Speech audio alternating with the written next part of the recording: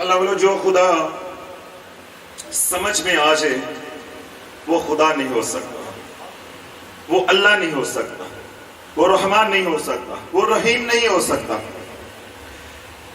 جس خدا کو ہم نے سمجھ لیا، جس خدا کو ہم نے چھو لیا، وہ خدا نہیں ہو سکتا۔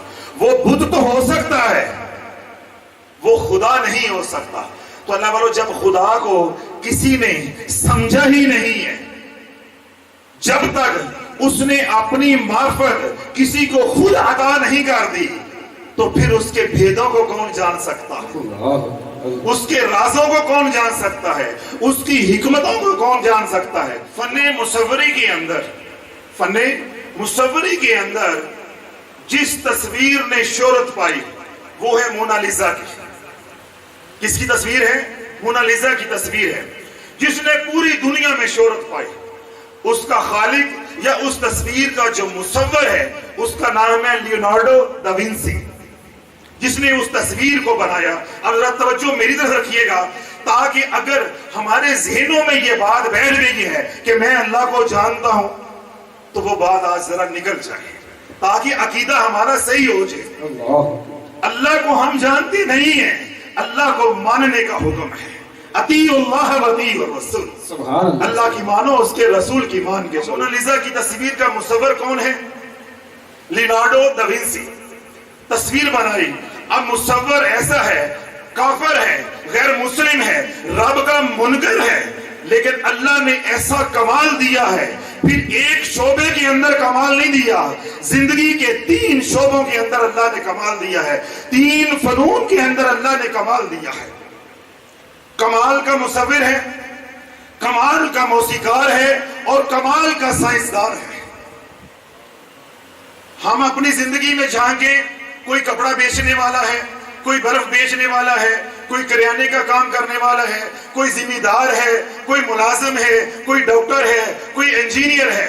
ہم ایک ہی پیشہ لے کے چلیں یا ایک ہی پیشے کے ساتھ ایمانداری کریں تو بہت بڑا کمال ہے، لیکن اللہ نے اس کو ایسی صلاحیتیں دی کہ تینوں شعبوں میں اللہ نے کمال بخشا، تینوں شعبوں کے اندر اللہ نے کمال بخشا، فن کی ملکہ اللہ نے ادا کی۔ اب وہ مصور کا بھی مالک ہے، مصور میں بھی اس کا نام ہے، اس میں بھی اللہ نے کمال دیا ہے، موسیقی کے اندر بھی اللہ نے کمال دیا ہے، اور ایک کامیاب سائنسدان بھی ہے، یعنی کیمیا کے اندر بھی اللہ نے اس کو کمال دیا ہے۔ پھر سب سے بڑی بات یہ ہے کہ میں لکھوں تو دائیں ہاتھ سے، کوئی اور لکھے تو دائیں ہاتھ سے۔ چند ایک ہیں جو لکھتے ہیں بائیں ہاتھ سے، جو بائیں سے لکھتا ہے وہ دائیں سے نہیں لکھ سکتا، جو دائیں سے لکھتا ہے وہ بائیں ہاتھ سے نہیں لکھ سکتا۔ میرے رب نے عطا اپنے کی انتہا کر دی، اب وہ دائیں ہاتھ سے بھی لکھتا ہے، بائیں ہاتھ سے بھی لکھتا ہے۔ جب فن مصوری میں مشغول ہوتا ہے، مصروف ہوتا ہے، تصویروں کے نقش و نگار بنا رہا ہے، ایک ہاتھ کے ساتھ نقش بنا رہا ہے اور دوسرے ہاتھ کے ساتھ اس میں رنگ بھرتا جا رہا ہے۔ سبحان اللہ، سبحان اللہ۔ اگر میوزک کی طرف جاتا ہے، موسیقی کی طرف جاتا ہے، تو کیا ایک ہاتھ سے پیانو بجا رہا ہے اور دوسرے ہاتھ سے گٹار بجا رہا ہے؟ دونوں ہاتھ چل رہے ہیں، دونوں ہاتھ چل رہے ہیں۔ اگر اپنی لیبارٹری کے اندر جاتا ہے، یعنی وہ سائنسدان ہے، کیمیا کا کام کرتا ہے، تو تب بھی دونوں ہاتھ چل رہے ہیں۔ دنیا کا نظام چلتا رہا، ترتیب چلتی رہی، زندگی گزرتی گئی۔ رات کو سویا، جن ہاتھوں پہ مان تھا اللہ نے دونوں ہاتھوں کو مفلوج کر دیا۔ اللہ اب ذرا توجہ رہے کہ رب کے بھیدوں کو کون جانتا ہے، اللہ کے بھیدوں کو، اللہ کے رازوں کو کون جانتا ہے۔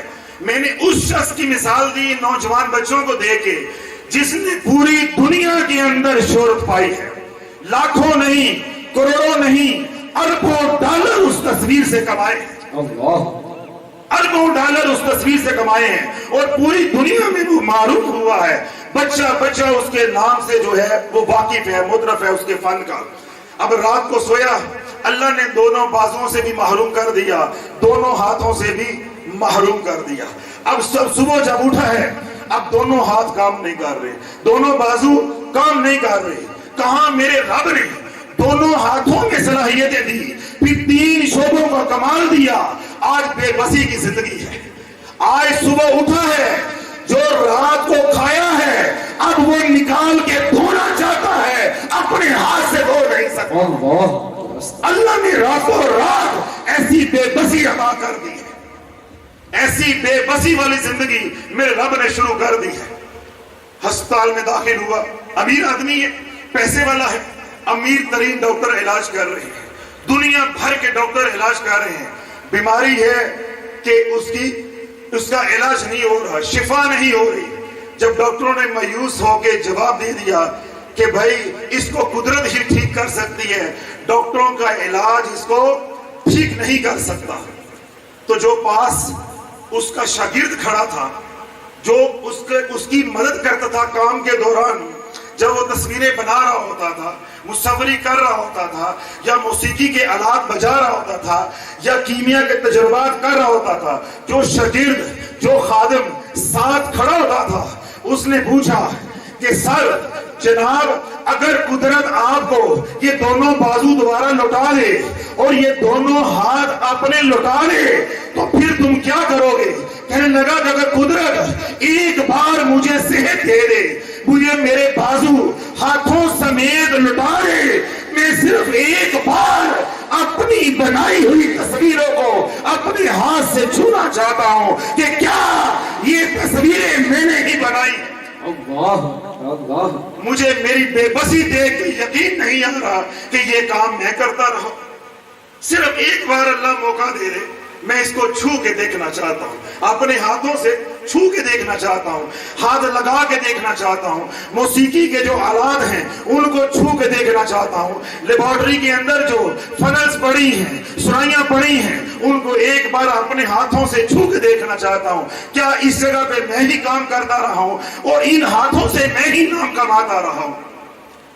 جب ڈاکٹروں نے فارغ کر دیا، ہسپتال سے فارغ ہو گیا، اب گھر ہے، بے بسی کی زندگی بسر کر رہے ہیں، تو اللہ والو جب موت قریب آئی تو لینارڈو کی بیوی نے اس سے پوچھا، اپنے خامن سے پوچھا، اپنے شوہر کو کہنے لگی کہ اگر قدرت تمہیں ایک موقع دے دے، وہی سوال جو خادم نے کیا تھا، جو نوکر نے کیا تھا، جو اس کے اسسٹنٹ نے کیا تھا، اب وہی سوال اس کی بیوی کر رہی ہے، اگر قدرت تمہیں ایک بار صحت دے دے، ایک بار زندگی دے دے، تمہیں ہاتھ جو ہے وہ لوٹا دیے جائے، تمہارے بازو تمہیں لوٹا دیے جائے، تو کیا کرے گا؟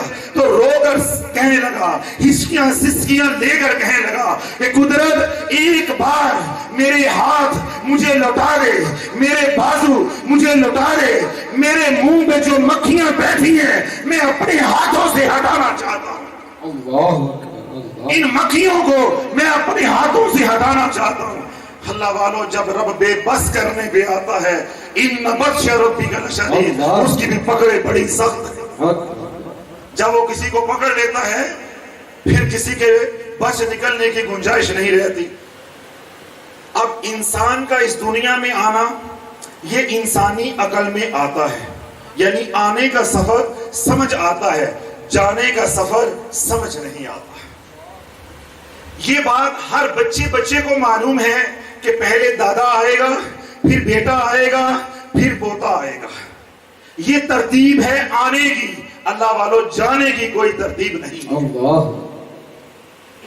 میں نے اپنی زندگی میں ایک بار نہیں 20 بار چہرے پہ لگی ان دو آنکھوں پہ اور ان دو کانوں سے، آنکھوں سے دیکھا اور کانوں سے 20 بار سنا کہ ایک گھر میں 80-90 سالہ بوڑھا جس کی معاشرے کے اندر بھی رتی برابر قدر نہیں ہے، معاشرے نے بھی ٹھکرا دیا ہے، گھر والوں نے بھی ٹھکرا دیا ہے، اور اتنی قدر بھی نہیں ہے کہ جتنی پرانے سامان کی قدر ہوتی ہے، کیوں پرانا سامان بھی سٹور میں رکھا ہوا ہے، اس بابے کی سٹور میں بھی جگہ نہیں ہے، وہ گھر کی دہلیز پہ پڑا ہے اور موت کا انتظار کر رہا ہے۔ لیکن موت ایسی ہے کہ بیگانوں کی طرح پاس سے تو گزر جاتی ہے لیکن قریب آنے کا نام نہیں لیتی۔ سالوں سے انتظار کر رہا ہے وہ 90 سال کا بابا موت کا، لیکن اسی گھر کے اندر ایک 18 سال کا بچہ ہے، ایک 18 سال کی بچی ہے، جس کے سامنے ایک منظر ہے، زندگی کا ایک سفر ہے، خواہشات کا ایک سمندر ہے، اندر آگے بڑھنے کا ایک جذبہ ہے، دنیا میں نام کمانے کا ایک جذبہ ہے، جس کو یہ بھی معلوم نہیں ہے کہ موت کے کیا معنی ہیں، کس بلا کو موت کہتے ہیں، کس مصیبت کو موت کہتے ہیں، کس کیفیت کو موت کہتے ہیں۔ جس بچے کو، جس 18 سال کے بچے یا بچی کو موت کا بھی نہیں پتا، موت آ کے اس کو دبا لیتی ہے۔ اسی گھر میں ایک 90 سال کا بوڑھا موت کا منتظر ہے، اس کو موت لیتی نہیں ہے۔ تو جس کو موت کے لفظ کا بھی پتا نہیں ہے، مفہوم کا بھی پتا نہیں ہے کہ موت کیسے کہتے کس کو ہے، اس کو موت جو ہے وہ لے جاتی ہے، وہ اجل کا لقمہ بن جاتا ہے۔ جب رب راضی ہوتا ہے، جب اللہ راضی ہوتا ہے تو اللہ تجلی جمالی فرماتا ہے، اللہ تجلی جمالی فرماتا ہے۔ تجلی جمالی کا نتیجہ کیا نکلتا ہے کہ انسان پٹھیاں مار ہے، اللہ سیدھا کر دیتا ہے۔ تجلی جمالی کا نتیجہ کیا نکلتا ہے کہ انسان الٹیاں مارتا ہے، اللہ الٹیوں کو بھی سیدھا کر دیتا ہے۔ انسان بعض دفعہ غلط فیصلے کر لیتا ہے، اللہ اس کے اندر بھی عزت ڈال دیتا ہے۔ حالات ناکامی والے ہوں، اللہ کامیابی دے دیتا ہے۔ رشتہ داروں میں عزت ہے، دوست احباب میں عزت ہے، معاشرے میں عزت ہے، دفتر میں عزت ہے، اولاد فرما بردار ہے، بیوی فرما بردار ہے، مال کی ریل پیر ہے، صحت ہے، تندرستی ہے، جو چاہتا ہے وہی ہوتا ہے، جو سوچتا ہے وہی ہوتا ہے، ہر طرف نام چل رہا ہے، کام چل رہا ہے۔ اگر تو اللہ والوں کسی کے ساتھ یہ نظام چل رہا ہے تو یہ کس کا نتیجہ ہے؟ تجلی جمالی کا، تجلی جمالی کا۔ اللہ ناراض ہو جاتا ہے تو اللہ بھی تجلی جلالی فرماتا ہے۔ میں نے پہلے یہ بات کہی کہ دو طرح کی تجلیات ہیں جو ہمارے حالات کو بدلتی ہیں۔ اگر رب تجلی جمالی فرمائے گا تو ہمارا نام بھی چلے گا، کام بھی چلے گا۔ اگر رب تجلی جلالی فرمائے گا تو بنا ہوا نام بھی بگڑ جائے گا اور چلتا ہوا کام بھی تباہ و برباد ہو جائے گا۔ اب چاہے جس کے اوپر اللہ والو رب تجلی جمالی فرما رہا ہے، چاہے میرا رب تجلی جلالی فرما رہا ہے، دونوں کو آزما رہا ہے، دونوں کو آزما رہا ہے۔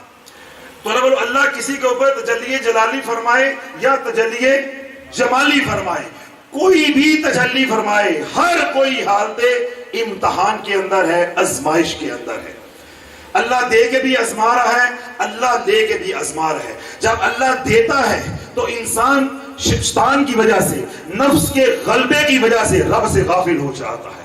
اللہ والوں جب رب نے دیا انسان غافل ہو گیا تو وہ بھی ناکام ہو گیا، اگر اللہ نے واپس لیا تو مایوس ہو گیا تو وہ بھی ناکام ہو گیا۔